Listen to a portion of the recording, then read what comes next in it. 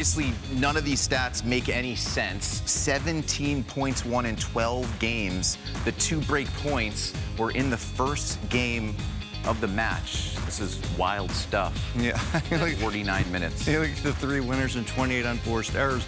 It's just one of those things. Daniil Medvedev has always had a horrible relationship with the clay, and I think so much of it is about the fact that he has no rotation on his ground strokes, because he can slide, he can move on the clay, plays deep in the court, the ball just kind of sits up. He generally waits for the game to come to him, and on clay, it actually never gets to him. And when he plays a match like this, he can go south quickly. I give him credit. He really mostly tried. You could see the frustration. But, Coco, I thought a player of this level, it's so rare to see a match drop like that. How does Medvedev recover for you for the rest of the clay season? Well, for me, you got to think about Medvedev as far as we know clay is never going to be his jam. It's going to be a hate-hate relationship in that regard, and he's made it that way, like you were just mentioning, and the stats themselves mention it in that regard.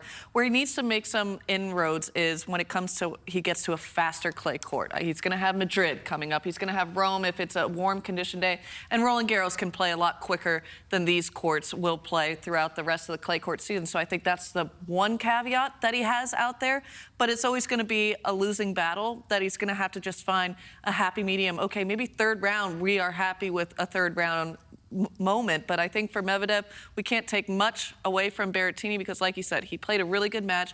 Clay slows things down for him to be able to find that forehand really early and being able to use the topspin and the heaviness. That's something that we're always looking for on a clay court. Well, I want to get the question back to you, because what do you think? When you lose 0-0, is this such an outlier, you throw it away, or is it tough to recover? Yeah, I mean, for me, it would be A. You know, you just got to throw it away. It's just one of those days. I mean, I remember back in the day, back in the dark ages, I saw Lendl beat Connors 0-0, you know, and it's just one of those things that you just kind of have to throw away. But again, I love that Coco's talking about steps, about progressions of happiness through a clay court draw. And if I'm Medvedev, I'm thinking really process orientation now. What do I do to get my game more successful on the clay? And like you said, faster surfaces. He can serve bigger. Obviously, in Madrid's going to get some more free points. Maybe play a little bit more offensive and risk missing a few more to play a little bit more offensive tennis. But again, it's just the start of the season. Let's see how things go for Daniil. But he'll want to erase this in the memory. I honestly don't find it to be such a bad thing if he skipped one of those. Whether it would be Rome, probably, if he was going to skip anything, just so he could find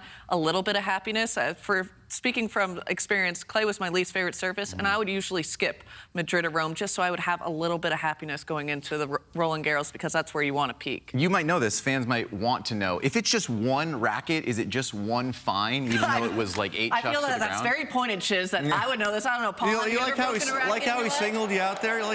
He was looking right at you, Coco. It is a one-time penalty. It is a one-time fine. I think this one would be a little bit more than the old-school 1500, just because he gave it a bit of pizzazz. And the fans were getting into it. They were kind of cheering. You gotta love a racket break. I'm a fan of the racket break, and if you're going to spend some money, you might as well get your money's worth. But the thing that really disappoints me is I think you want to learn from every experience. So in the racket break, you go to the Andy Roddick school of the slamming, where you throw it face down after the first 2 or 3, because you don't want to risk bouncing it and getting it near anyone where it can get dangerous for the people and the fans. So I think Roddick should start to open up some kind of school of racket breaking. You guys have seen his video, right? Yeah. It's no tomahawk. You got to grab it by the throat, right? That's what he does. Yeah, well done, Andy. Or just keep it in your hand and hit the tomahawk. There you go. That was a big win for Berrettini, because now he stays back inside the top 100. The RG cutoff is coming up. We'll have more on that in a little bit.